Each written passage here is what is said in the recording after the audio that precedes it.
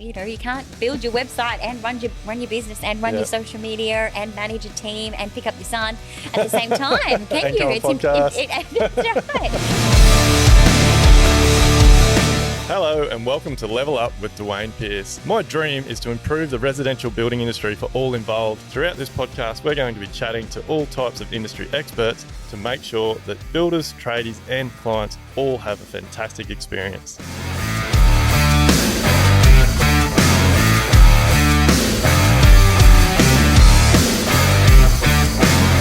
G'day guys, welcome back to another episode of Level Up with me, Duayne Pearce.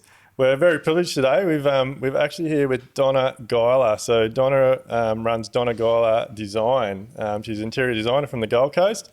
Welcome, Donna. Thanks so much for coming up and having a chat. So let's get straight into it. So where's your passion for design come from, and I guess what got you into the industry? Like, tell us a little bit about your background, how you grew up. Well, I'm actually Gold Coast born and bred. Yeah.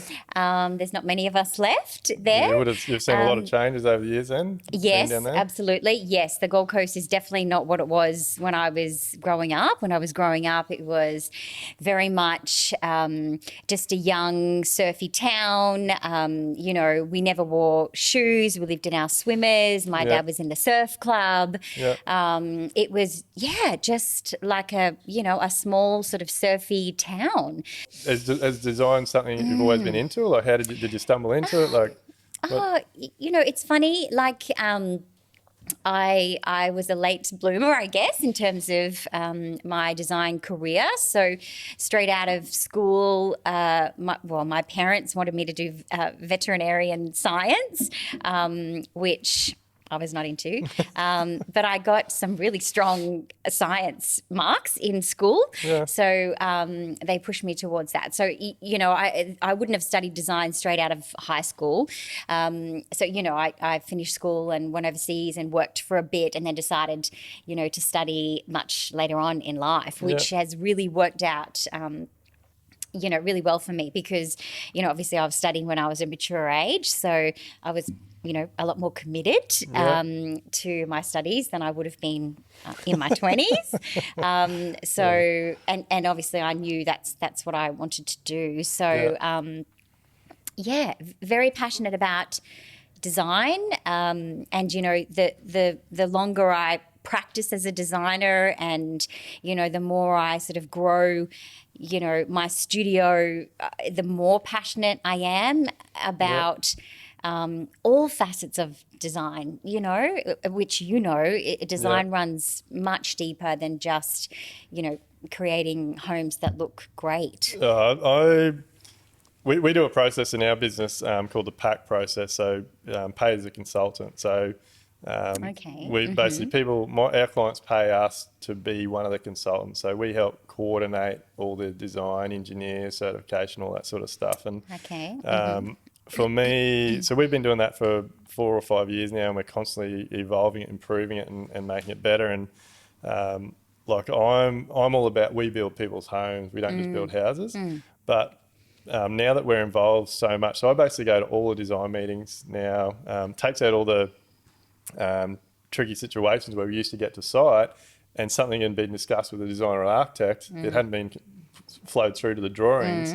It would come up on site like, oh, why isn't that there, or why is that not there? And I'd know nothing about it. But the big thing for me, I believe it's made me a far better builder going to all the design meetings because I've learnt so much about design. But the biggest thing I've learned is design changes your life. Like, anybody can live in a box, but not many people live in a home. And when you get design right, and obviously there's the design of the entire building, but like with your interior design, like the layout, the finishes, like if you feel comfortable in your home, you're in your element, like you don't want to leave. You want friends over, you want to entertain, you wake up feeling happy. If you live in a house that's very poorly orientated, design laid out, there's lots of dark spaces, like you mope around, you want to stay in bed all day. It's crazy. So I checked out your website's fantastic. Thank you. Very good job on that. And it shows in your website. Like you're really passionate about, just by looking at your website, I can tell you're passionate what you do.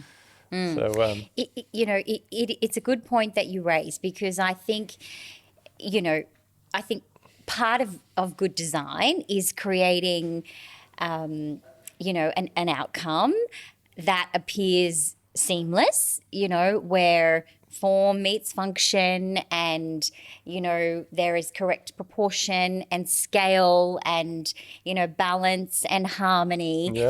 So the outcome appears very seamless, but the impact of that on you and on people's lives, and the way that they the way that they live in their home, the way they interact with one another. I think sometimes that the impact of interior design goes unnoticed, because the idea is that it is seamless, but there's good design is just the combination of all of those elements coming together to evoke an emotion or a feeling of calm, or productivity or energy or connection, or solitude, whatever it might be. That's really about, certainly for us when we work with our clients, it's not about that initial conversation where we're determining the brief with our clients is not about what color do you like, or do you want engineered stone, or do you want marble? It's about, okay, tell us about you. How many people live here? Is it mom? Is it dad? Is it young kids? Adult kids? Do you like to entertain? Don't you like to entertain? Do you have guests? Don't you? It's really hobbies about I find how the hobbies they live.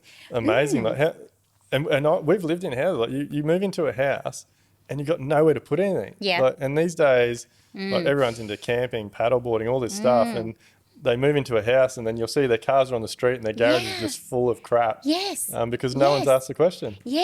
Or I think likewise, people just, maybe they're moving into their homes and they're not even registering, that how design can play a part in that. Even sometimes with our clients, particularly on the completion of projects where, if we've got a client whose home is lacking storage and they've got a lot of stuff, at the end, they're often like, wow, or even when we're asking them, what have you got? It's like, why do you want to know about that, Donna? You wait, because there'll be a place for everything.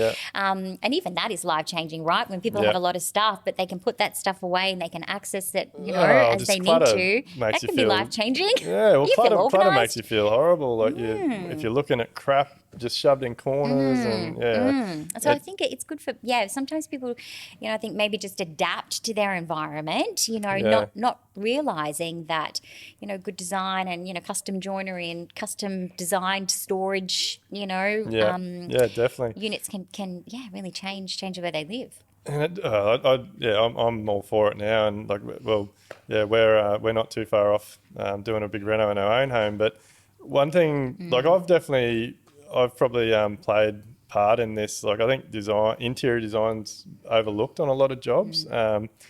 And I don't know why. Like, maybe there's this thing where there's too many cooks and people feel like they're stepping on toes and things. Like, we have been involved in some really high-end jobs over the years where there was a lot of conflict between the architect and designer and the interior designer, it made it very hard for us as a builder trying to pull it all together. But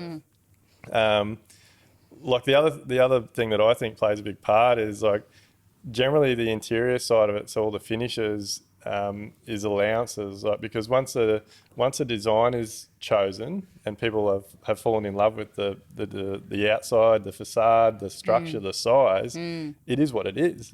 And then 9 times out of 10, that stretched the budget, so it only leaves you this little bit to try and finish everything off. And like, I'm really passionate now about, I'm trying to push for smaller homes but better finished homes. Like, you don't, like, I don't know. I don't think I'm a greenie, but like, the building industry contributes so much waste to the environment, and we like if you look at you talk about the volume, the project type builders, like, they're building houses that are only designed with like a 20 to 30 year lifespan and all those types of things. So, like, building smaller homes and then coming to people like yourself and finishing it off well, and I just think it adds so much value, and it gets overlooked, doesn't it?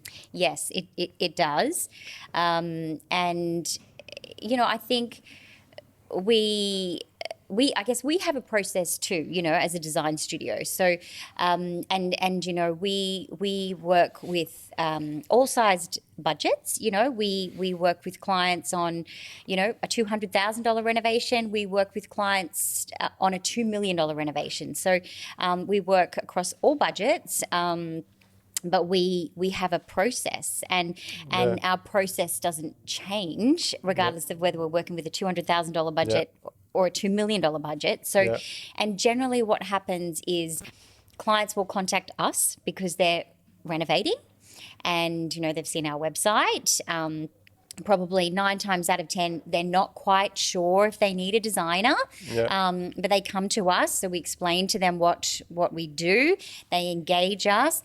We design the home, we produce the conceptual drawings, we produce the specification, and then it goes to the building team to be quoted. Yeah. So, and we're trying to change the way that rolls out, because, ultimately the flow-on effect of that is now the building team has a complete package to be able to accurately quote from. Documents are everything. Everything, I can't believe. But then it just rolls out seamlessly, So, there's a lot of time in that conceptual design stage, but when it gets to the building work stage, things crop up on site always. Yeah. But, the majority of the work, the renovation works are captured in the drawings and the specifications. So it's really, it allows. You understand the client's expectations, so you put that on documents. The client then knows what they're getting. And their budget. And their budget. Yes. The builder knows what he's doing, and it's a smooth process. Yes. And I'm definitely, I contributed to this for a long time as well. Like I didn't understand the value in documents. And when I started getting to a point in my business where we were getting involved and I started learning what designers and architects and those sorts of things were charging, for a long time I was like, man, like what, look, far out. Like I only make this much on building the job and you're getting that much for drawing it. But I've completely changed my tune on that. And now I actually, I help push our clients because I believe documents are everything. It makes my life so much easier. I know what I'm doing. The client knows what they're getting. But I now, my tune now is like the more money you spend up front, the more successful your project will be, the better quality your project will be, the smoother it'll run, less stressful. Yes. And you and I guess, there has to be obviously a comfortable budget and clients who are willing to invest in that process, because consultants' fees are high. They are high at the end of the day. But you get what you pay for. You do. You absolutely, you get what you pay for.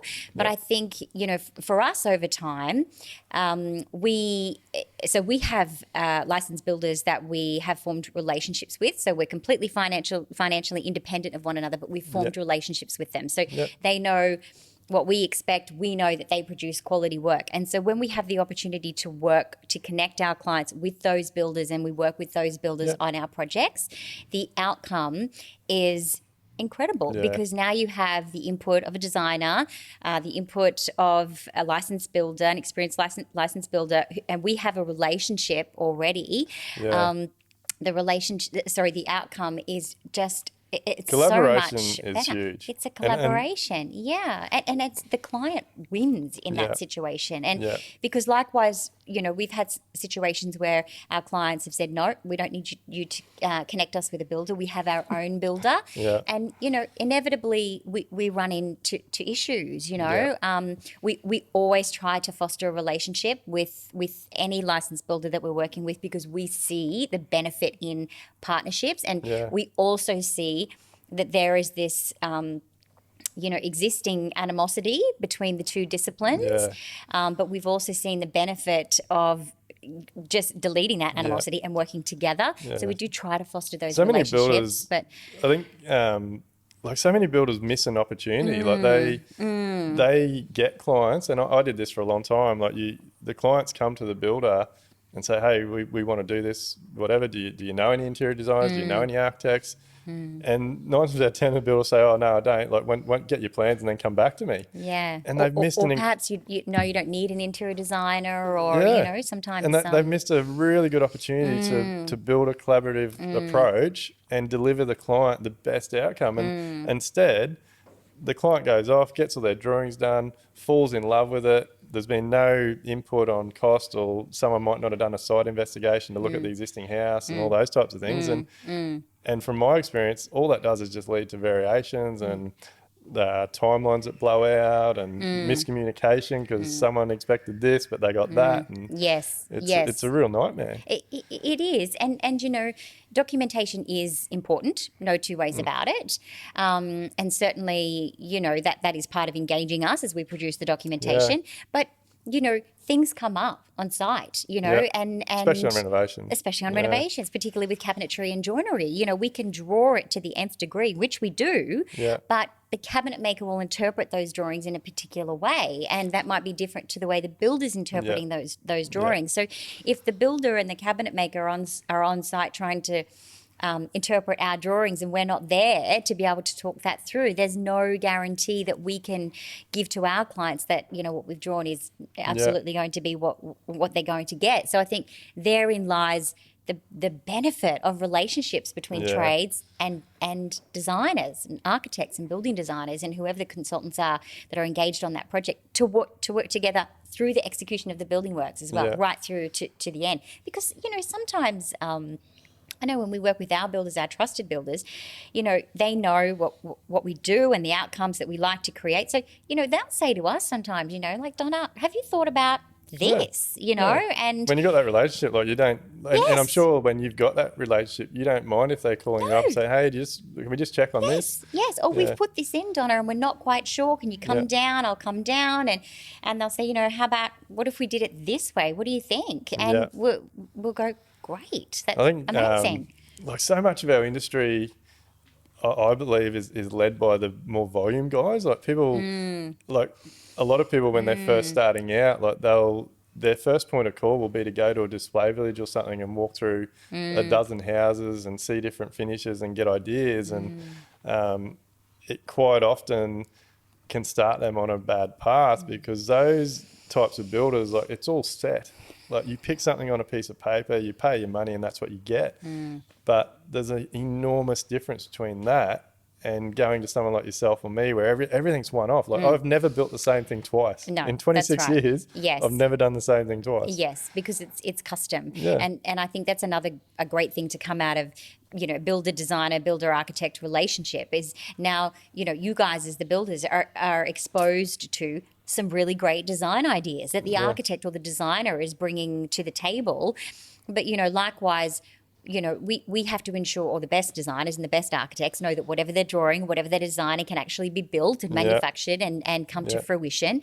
But, in some cases, that's where it's really important for the builder to provide input as well, because we are designers, we're not builders. Likewise, builders are not designers, so we don't tell you guys how to waterproof a bathroom, you know what I mean? But and you guys can't tell us how to design things. Yeah, that's very true. I don't watch it. I don't watch that. That's the advice for any renovator is not to watch that show.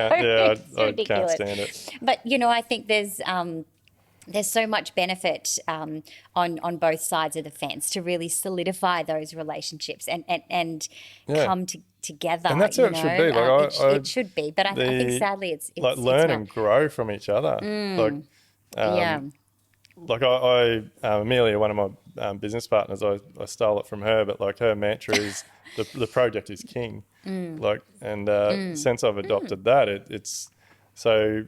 Whether it's myself, whatever designer or architect's involved, the engineer, like we all need to be working towards the end goal, which is making sure we deliver the client the absolute best we can for what they're wanting to spend. And when you have a team that is all on that same page, like the finished products are just, like we said before, they're homes. Like so many people, everyone lives in a house. I believe there's not many people live in a home. The home is... like it's so powerful. Like when you get it right, so. It is. But I think also for us as working professionals, we chose to get into our disciplines and our industry for a reason, because we're passionate about building, we're passionate about materials, we're passionate about design. So I think, particularly for me and for my team in my studio, I'm very much about us getting satisfaction from that job as well, because we're designers for a reason. And if we're designing a home that we love with a team that we have a strong relationship with a client who trusts us implicitly, there's only one way that project can go, despite, things that are going to come up on site, which they always do. You can throw any roadblock at a solid team, and as long as everybody's happy and passionate and driven and motivated, you can get past that. So you obviously do that really well, because the testimonials on your website are just like every single one of them's like, Donna just nailed it. Like, it was perfect. So there is a lot of blood, sweat, and tears behind that beautiful imagery. As I said to you, some long nights, some early mornings in the studio. So tell us a little bit about your team. So obviously, it sounds like there's more than just yourself. Yes. So we're only a small team. So there's I have 2 senior designers on the team. And myself. So we sort of make up the design team. And then I have a small procurement team, a finance and procurement team. And then we have Jess, who provides, sort of administrative support to us as a team. So that's a big business. So tell us your experience. Like, you got into it for the design, and then obviously it's grown into the business it is now. Is there some struggles or issues you had, like, taking that step to be in business? Yes, of course. Yes, absolutely. So I started, when I graduated, I landed some work experience with a cabinet maker. And it's funny when I look back, it's really shaped my career. So because interior design encompasses a lot, and it's I think that the lines get blurred sometimes really about what interior design is, because there's interior designers, there's interior decorators, there's interior stylists, there's building designers, and they're all different disciplines that have their own place within the industry. But interior design, qualified interior designers are obviously all about floor plans and custom joinery and cabinetry, and all the pretty stuff comes at the end. Don't take this the wrong way. Sorry to butt in, but it pisses me off, so I'm sure it'll piss you off. But do you get pissed when people just think interior designers are pillow fluffers? It's a good question. I used to, Duayne. I used to, but I think I used to because it was probably driven by insecurity. It doesn't worry me now. I think I have more of an awareness around why. We have to educate people. Yeah, I love it. I love it that you said that. Yes, because they are strong disciplines and they all exist. Within the industry, and even for us, we are designers, so we take on renovation projects, medium to large scale renovation projects where we are redesigning the floor plan and extending and building up and building out, and that's the meaty side of interior design that we love. We do get a lot of, and then we furnish and style at the end, but we do get a lot of inquiries for, will you style my home? We don't offer that service because interior stylists offer that. Or will you decorate my living room? We don't offer that service because that, you engage an interior decorator for that. So I've never heard someone differentiate them before. I actually know there's a lot of people that call themselves interior designers, but they're actually stylists. And I think, we have no governing body. Like there is for architects, and builders. We have no governing body or association that determines, what qualifications are required in order to practice, under the qualification of an interior designer or whatever. Anyway, we digress. Back to business. Back to business. So I landed some work experience with a cabinet maker, and they literally shoved me downstairs in the drawing room with all the blokes. And so I was CAD trained, and then so I was down there and I really honed my drawing skills, and I learnt how things were made because it was attached to the factory, and we would produce the drawings in CAD-based software, and then they would go through to the software that would, send it out to the machinery.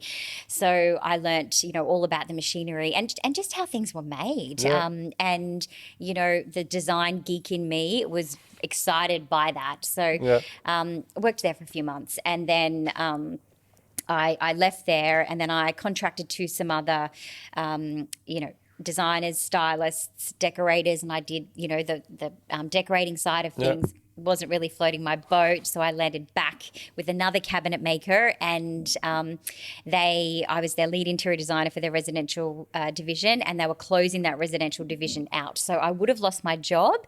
I resigned. I called the clients that I was working with at the time to let them know that I was leaving, and they said, well, where are you going? And then the next thing, I had a business. So you weren't going anywhere. You're going to work for yourself. Well, unexpectedly. Unexpectedly, because I'm definitely not. I'm not a dive in head first kind of person. That's my husband. Yeah. So he was pushing me for a long time to you've got to do this yourself. But I was plagued by fear. I literally had to be forced by those clients who I was servicing. Working for the cabinet maker, to say, we still want to work with you, Donna. So you need to continue what you're doing with us. You just need to let us know. We're just going to follow you until you can make it happen. That I had a business. So I got an IKEA desk in the third bedroom of my house. That's awesome. And I had my laptop. And so how long ago is this? What are we talking? This is my 6th year now in business. You've done really well. Yeah, that's awesome. Yeah. We've grown pretty quickly. Yeah. But yes, it's definitely come with some epic wins, some epic fails. Yeah. Tell us some of the fails and the wins. Well, lots of on-site fails. As you're learning, how things are done and how things are executed, and also I think in the early days, how to deal with trades, and I actually came from a corporate background, so before I had a complete career change into design, I worked on the corporate sector for lawyers, and so you're all over. So you're like contracts and that sort of thing. Yes. I think it's certainly helped me in terms of establishing and running the administrative side of my business, and managing my time, perhaps, and managing the team. My corporate background has definitely contributed to probably the success of that. But I think I came into this industry, which is chalk and cheese, right? Yeah. With a corporate attitude. So I would go on site and try to be forceful to the trades to get things done. So I really had no clue. I was fresh out of, I was a textbook designer, but it's very different when you get on site.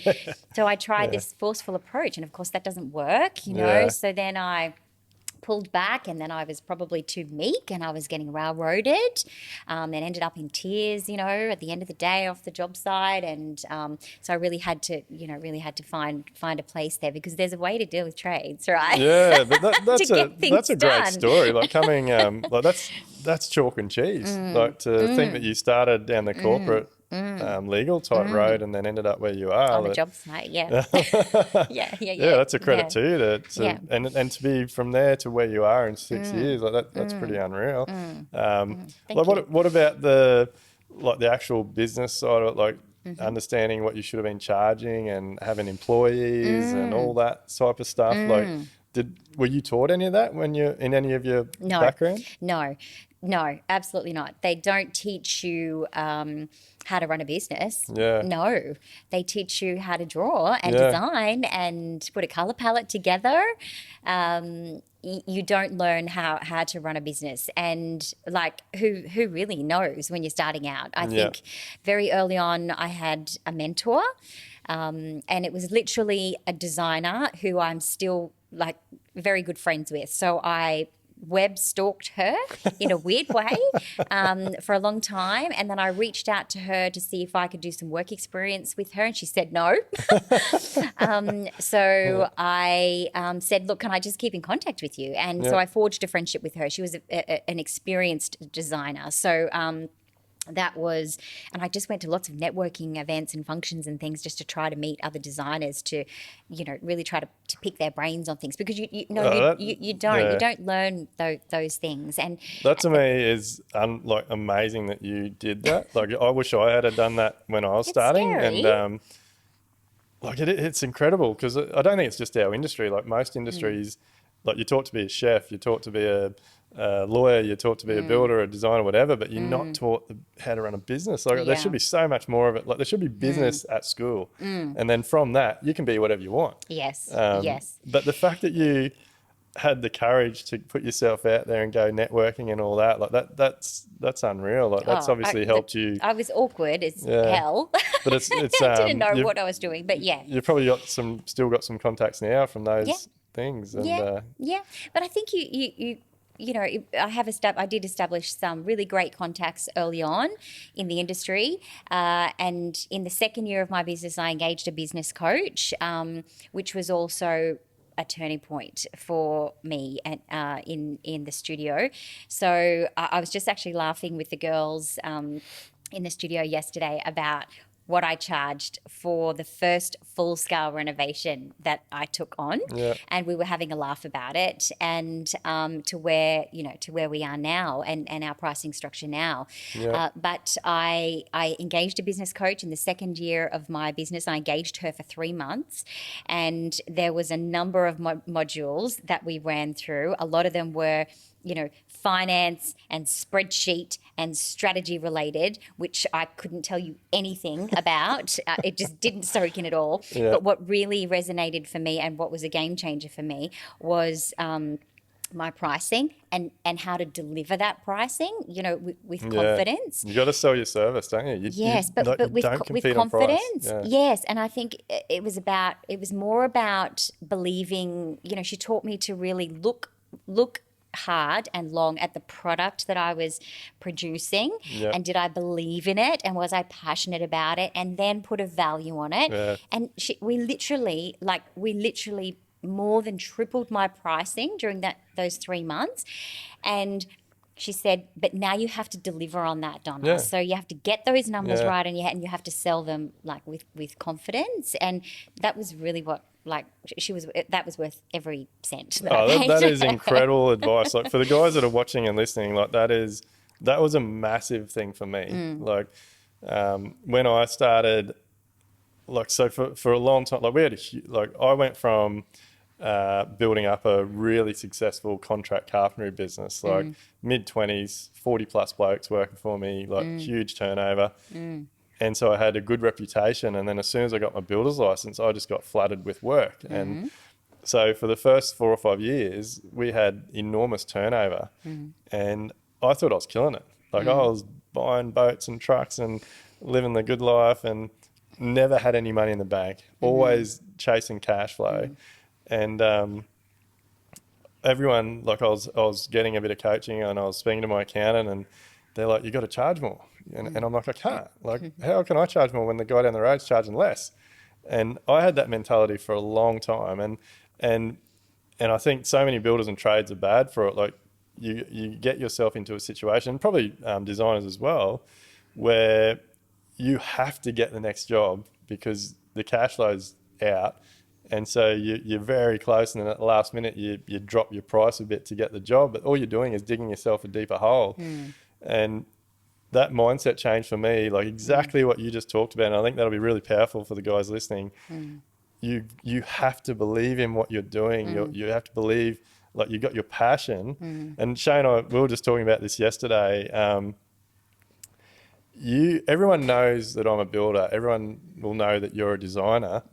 But what are you going to do for them? Like, what's your passion? What separates you from the rest? Like like I can call myself a renovation specialist or a new home specialist, but people are going to know that as soon as they look at me. But how do I do it differently? Like, do I deliver great projects? Do I look after my clients? Am I passionate? Do I understand my contracts? Do I have a reputation for delivering quality, or do I have a reputation for having unhappy clients? Like, so believing in yourself, believing in your product and your team. Like I'm all about teamwork. And like at the end of the day, I can't have a business without my team.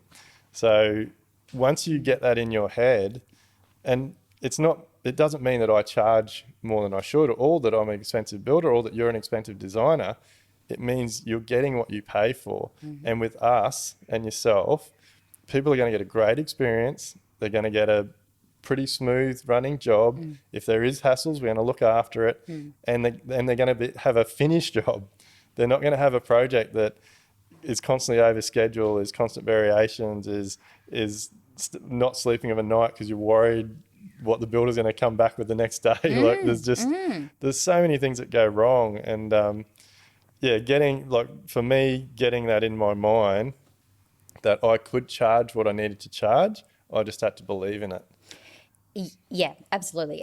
And I think, the byproduct of that, which I felt immediately, was you establish your product, and I mean you have to have a good product as well, like you say, because there's a million designers and there's a million builders, so you definitely have to establish a product that's going to deliver, that you can then believe in and sell confidently.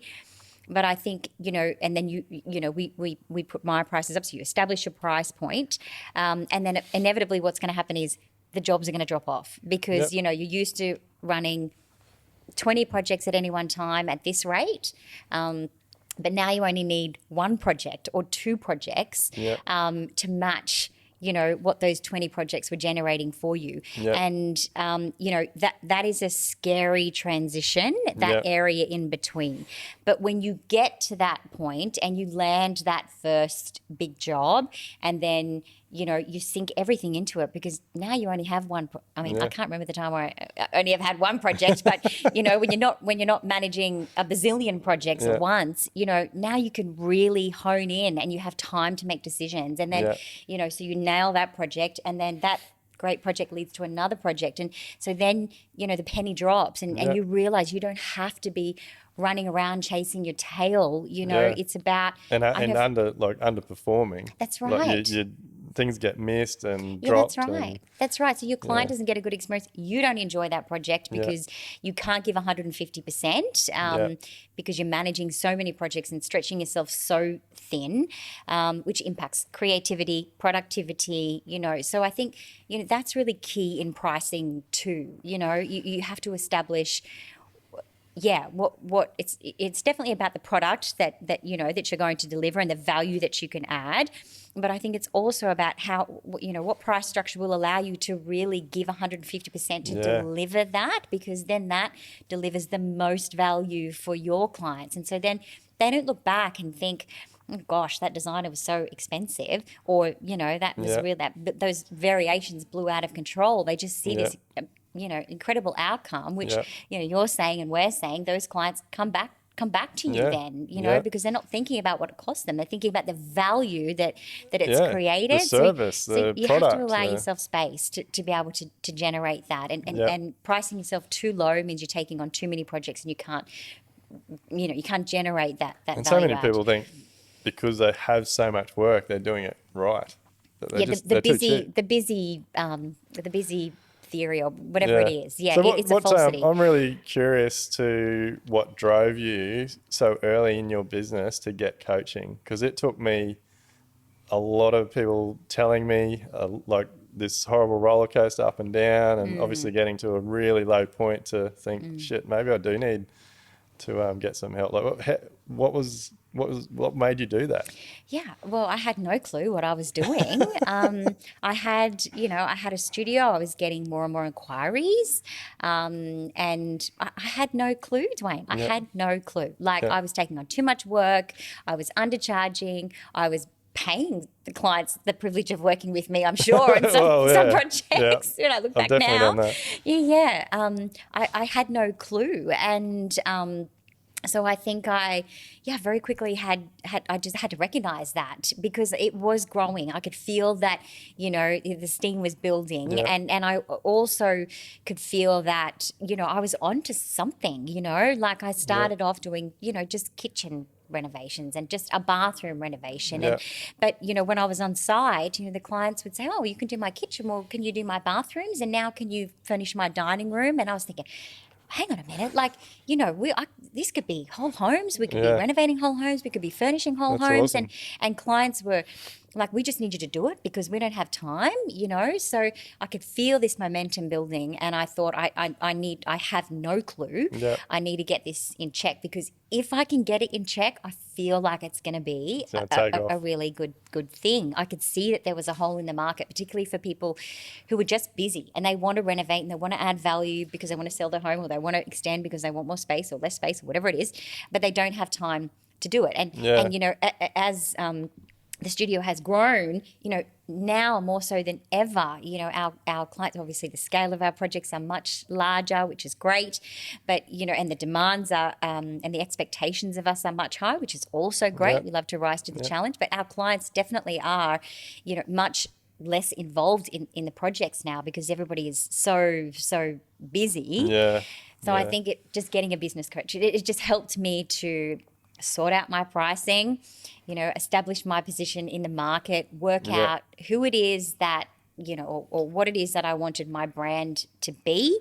And that was everything down to, you know, color palette, you know, even, you know, just, I guess, the, you know, the feel and you know, the emotion behind my brand as well, you know, like on social media, you know, I knew that we just wanted to keep it very real. Oh, it's fantastic. Your Instagram, your website, it is all thank you. Awesome. But thank you. Yeah, I'm just blown away that you, at that early in your business, you had the insight to do that, because so many people, like I did it for a long time, but so many businesses just keep struggling along and I don't know, maybe think that they can't afford it, or like think that it's a con or something, but because I guess it does require an investment, right? So and chances are, if you're thinking that you might need a coach, you're probably not in a strong financial position, you know, in your business, because and you're probably not owning the fact that you are not doing things correctly, which is a huge part of it, you know, because chances are that business coach is going to come in like Marilyn did for me and go, oh my Lord, like, what is happening here? You know, like, this is just so bad. So you definitely have to own it, but it is an investment. Like, I was a startup essentially, you know. Did you worry about time? Like, so many tradies and builders I talk to, the first thing they say when, like, they'll come to you for advice and you'll give them the advice, and the first words out of their mouth is, I don't have time for that. Okay. Like, but you have to make, you've got to make the time. Make time. That's right. Like, you put in the time, the rewards come. That's right. But I've also learned that, you know, in order to make time, you have to sacrifice something, because as business owners, we are, I don't want to say busy, because we've just talked about, you know, the facility of being busy, but we are juggling a lot. So, and you know, you have to work out what's a priority, and that will mean, if you want to put time into that, you have to pull time away from something else. And I think maybe that's where people, you know, builders might struggle, or designers might struggle. I don't have the time. Well, you do have the time. You need to work out where you're wasting time and get rid of that and put it into the good stuff. Because there is time at the end of the day. Get off Instagram, get off YouTube. And look, sleep. I must admit, like, I had time. I thought that because I was so busy working through the week, Saturdays and whatever, that little bit of time I did had was just for me to waste, basically. But like, I wish I had to put in the effort in that time, because you only got to put it in for a little while, and then like, I can tell from your passion that it's what happened to you. Like, you put it in and the ball just starts rolling, and before you know it, it's huge. And like, I'm so passionate now about and putting time, energy and money into myself, because the flow-on effect to my business, my relationship with my wife, my kids, my friends, my family, it's just huge. So I'm like, me being a better person helps everything around me be a better person, better outcome. So, and you're right, it's definitely about investing back in your business. Like, and I think I look at, you know, I really struggled to get that money together for the business coach, you know, but it was worth every cent. You know, fast forward 6 years to what the studio is investing in now in order to achieve the growth that we're achieving is, you know, it's scary at times, but also I think it's you have to invest it back into your business in order to generate time, or build a team, or and outsource. You have to outsource. You can't build your website and run your business and run your social media and manage a team and pick up your son at the same time, can and you? Podcast. That's right. You have to be comfortable investing back into create more space and more expertise, and it's funny, it's all the things the business coach said to me at the time, and she was right, and one of the other things she said to me was, Donna, you need to get some staff on now. Don't wait until you are stretched so thin that you're about to keel over from stress and exhaustion. Get staff on now. And I said to her, how? There's we don't have the money, we don't. And I think now I have a nice team, and we're very comfortable, and it's working very well. But I wish that I had have listened to her, because I did, probably with everybody I've brought on the team, we have really stretched ourselves to that point, until we've decided to get someone on. But she was right. You get the people on, and then it's like, oh, okay. And then you can focus on what you need to focus on. And you think, I should have done that, a year ago. Geez, I'm actually like Donna. We asked Donna if she'd like to have a drink while she's on the podcast. So we got a Pinot Grigio. And it's actually going down really well. I'm enjoying it. I'm not a wine drinker, but after today, you've picked a good drop there. So it's funny. We went to New Zealand a few years ago for a holiday with the kids, and we did a driving trip, and we were in Rotorua, and the weather come in, and it was just absolutely terrible. It actually we took the ski lifts up to the top of this Salador, and I was going to do some mountain biking and stuff, and we got to the top, and it just come in, and it was clear. It was the worst day ever. And we're like, what are we going to do? So we were the only ones up there, and the guy come over, and he's like, oh, do you drink wine? And I said, no, but the Camille will have one. And it was the first time, like I'd tried a few wines every now and then. I hated them, but we ended up spending the day there. And this guy, like, he was actually teaching us about like what wines you drink with what foods and stuff. And ever since, I don't mind one, but that's a really good one. It is. It's a very nice Pinot Gris. Good choice. Yeah, no, you've done well there. But so where to from here? Like obviously you've set a high standard. Like you've come to where you are in 6 years. Where do you see Donna Guyler Designs going? Well, we do have some very exciting plans in the pipeline. Not all of which I could talk about today. That's fine. That's fine. But we definitely have some exciting plans. I think for me, I'm more about internal growth, I guess, rather than necessarily expanding the team or growing an empire. We certainly have some initiatives in the pipeline to extend the studio and the services that we offer, because we get lots of inquiries on social media and for lots of different things. So I'm really keen to service and provide those additional services in a few different ways. But we're boutique. I'm really keen to just keep it boutique. I have such a great team at the moment. We're just going to keep working on those projects that we work on. We just try to run so many a year, so that the team is not overworked. Is the Gold Coast, like Brisbane is just crazy? Yes. Like, is the Gold Coast on fire? Yes, it really is. Yes, it really is. So we've had 2 huge years in the studio, which has been phenomenal for us. And it has facilitated, some growth for us. We've relocated the studio. It's been great for us. At the same time, it's been 2 very challenging years, with a shortage of materials and trades and delays in, furnishings and furniture items and that sort of thing as well. So I obviously know how it's affecting me as the builder, but like, are you guys, when you're designing things, making the calls and taking that into account if things are going to be available in whatever 3-6 months when the job's going ahead? Yes. So, well, for us, it's more about I mean, we keep close relationships with the builders that we work with. So we're across, what building materials are readily available and what's subject to delays now. But for us, it's more so about, finishes that we're specifying. So, tiles, tapware, board for joinery, hardware, that sort of thing. For joinery, it's crazy. Yes, so we're more sort of across that. Again, because we're producing the conceptual design and we're still, a few months away from the building works actually commencing, and then of course it's demo and we have some more time before we can get the tiles on site, because we are seeing sort of 8, 10, 12-week lead times for tiles. But yes, we have to factor that in. Yeah.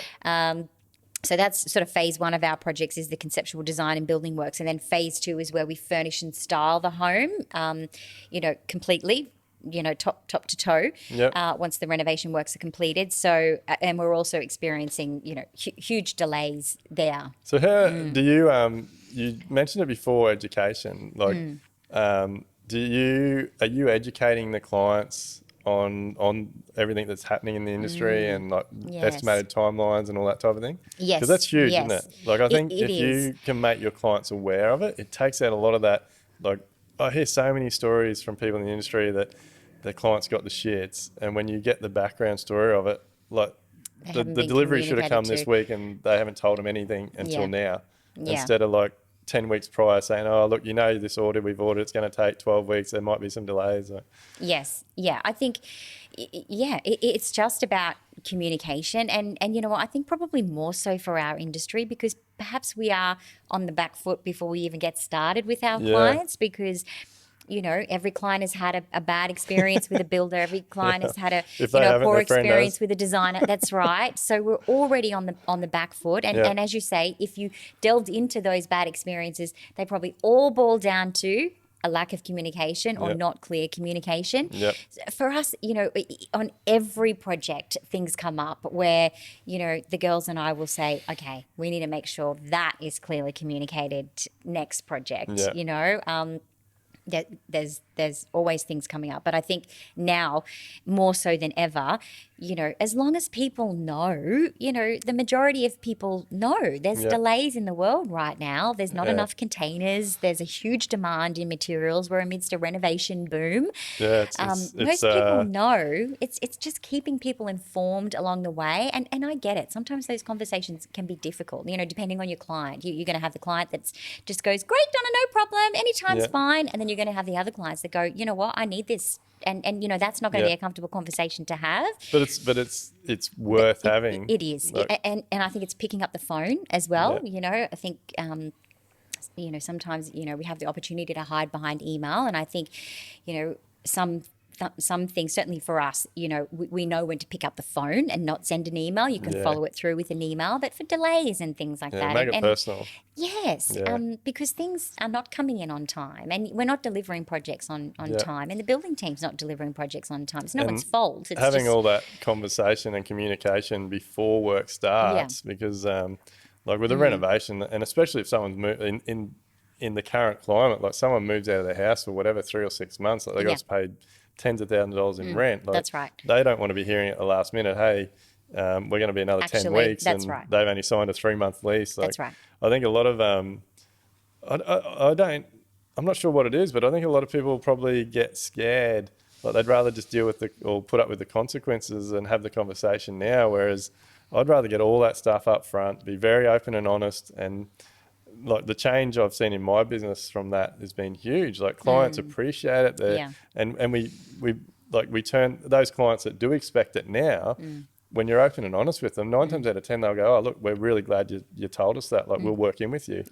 So having those difficult conversations can be a real game changer to the whole project. Like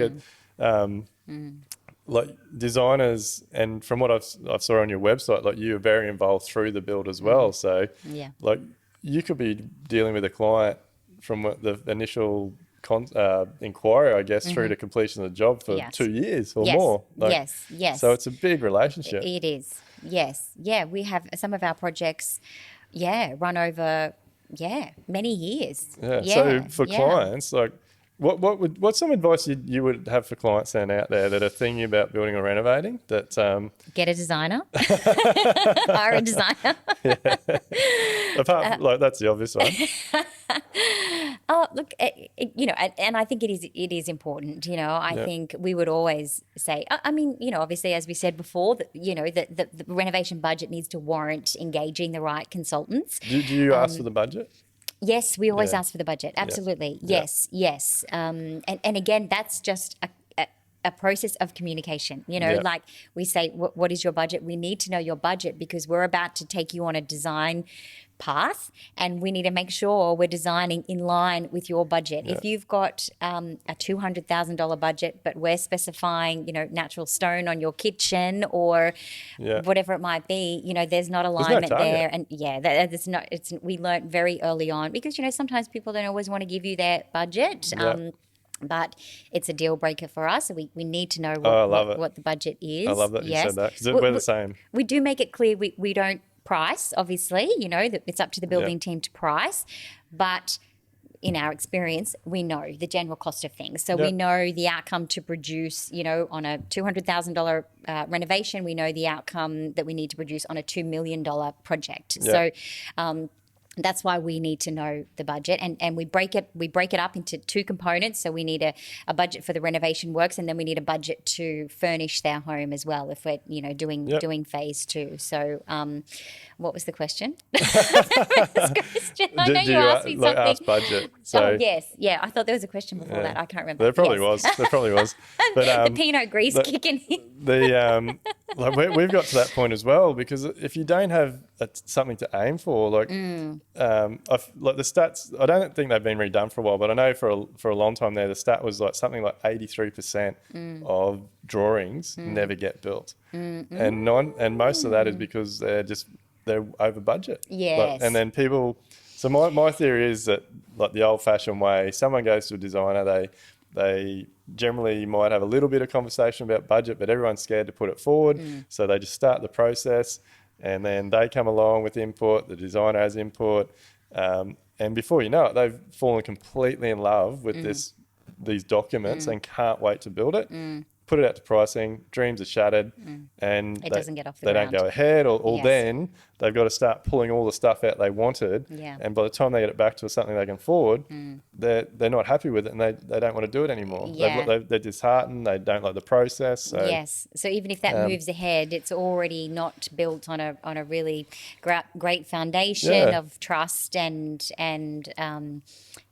expectation. So the budget is huge, and I get it. I get that people would feel if they're putting a budget out there, then they might be taken advantage of, or a builder might just price it to the budget and make more money or whatever. But I don't think. Well, I don't know anyone out there that would be running a business like that. Like I said, most builders are out there to make sure they deliver great products, and that's how we get more work. So you get more work. It's got to be realistic though as well, the budget, and I think for us it's definitely in the early days it was a subject that I danced around as well. I didn't like talking about budget. I didn't like talking about money. I didn't like talking about fees. But I very quickly learned that you just deal with that all up front and, it's all nice and clear, and then that really starts to solidify a trusting relationship. But I have conversations with new clients that come to us that say we want to renovate. I say, great, what's your budget? They give me the budget, and I say, great, what's the scope?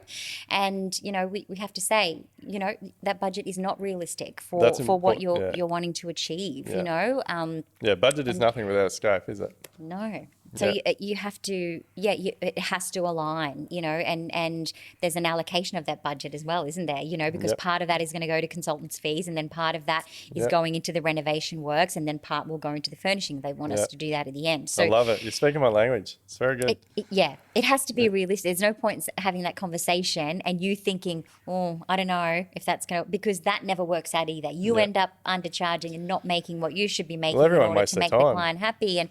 But then you end up resentful of the project, and that's not going to foster a good relationship either. Sometimes, clients will say, well, you know what, that's my maximum, and I'll say, okay, well that's fine, and that's probably not going to work, and that's okay, because then it's still a great relationship, it's still a respectful relationship, and you've been honest, you've saved them time, you've saved yourself time. That's right. Do you keep? Are you involved? Do you find out what finished projects are costing, or so that you can, if someone comes to you with a similar project, you can go, oh look, this is one we did. That budget will work. Yes, always. See, I think that is amazing. Like so many designers don't do that. Really? And yes, we do, and we always suggest our clients have their home valued at the end of a renovation as well. Which I always find really interesting. So yes, I always chat to either our clients or if it's the building team that we worked with, we can also talk to them about what the final figure was.